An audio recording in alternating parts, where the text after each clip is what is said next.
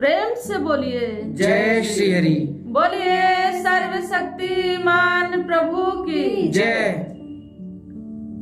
आज इंसान सोचता है कि हम बड़े होंगे, कार्य करेंगे, नौकरी या बिजनेस कुछ ना कुछ करेंगे, लेकिन इंसान यह नहीं सोचता है कि एक जो जीवन मिला है यह दिया किसने है और आए किस लिए है और संसार में जी क्यों रहे हैं।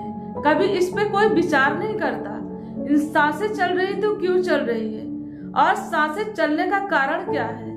इंसान सोचता मैं जीवित हूँ, आपका शरीर जिंदा नहीं है, सांसें निकल गई, यही शरीर मृत्यु के रूप में हो जाएगा।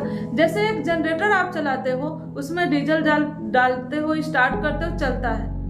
अगर आपने डीजल नहीं डाला, नहीं स्टार्ट किया किसी के थ्रू, तो वह जनरेटर आपका नहीं चलेगा। इसी तरह मानव की शरीर होती है, प्रभु संचालित कर रहा है, प्रभु ने जीवन दान दिया है, प्रभु ने सांसें भरी है, प्रभु ने सारी आपके बॉडी का निर्माण किया है, तब आपकी सांसें यहाँ चल रही है, नहीं तो ऐसा नहीं हो सकता है। जैसा कि एक बार की बात है, एक बहन की शादी हुई, वह ससुराल जाती है और ससुराल में एक दिन की बात है कि एक व्यक्ति साधु वेश में भिक्षा के लिए आता है और भिक्षा दिया, उसने सजा के थाल भिक्षा दिया और उसने पूछा कि बेटा तुम बड़ी संस्कारी लग रही हो और तुम्हारी शादी को कितने दिन हो गए।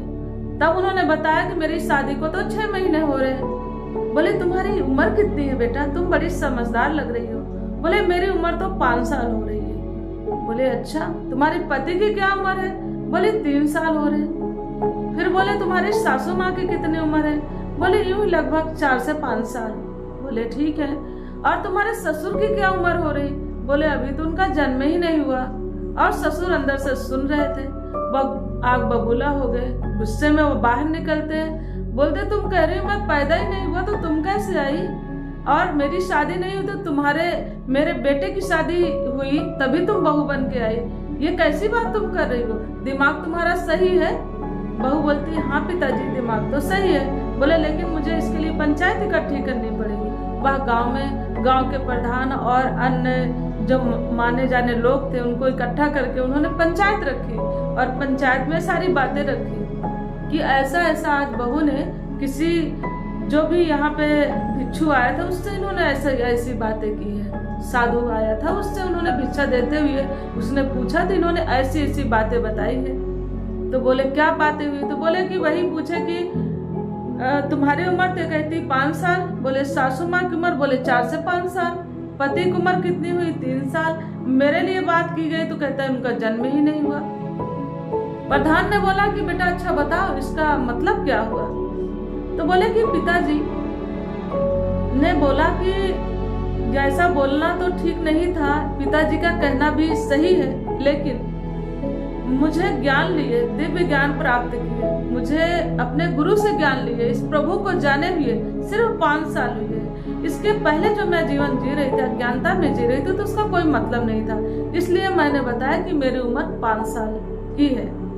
पति की उम्र, बोले पति भी मेरे सत्संग और भजन और प्रभु की भक्ति करते हुए 3 साल हुई, इसलिए मैंने उनकी उम्र 3 साल बताई।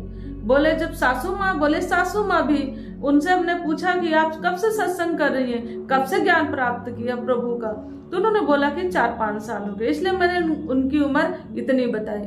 बोले कि अच्छा मेरे लिए बोला कि जन्म ही नहीं हुआ। तो बोले मैंने अपने पिताजी के लिए यानी कि ससुर जी के लिए इसलिए बोला कि ये भक्ति में कोई आस्था नहीं रखते, ये प्रभु भक्ति नहीं करते हैं, ये नास्तिक है, आस्थावान नहीं है प्रभु के लिए। इनके मन में कहते हैं कि मैं कोई आस्था, मेरी श्रद्धा नहीं है, ना सत्संग के लिए, ना गुरु के लिए, ना ही भक्ति है मेरे अंदर। तो इनको इसीलिए मैंने बताया कि इनका जन्म ही नहीं हुआ।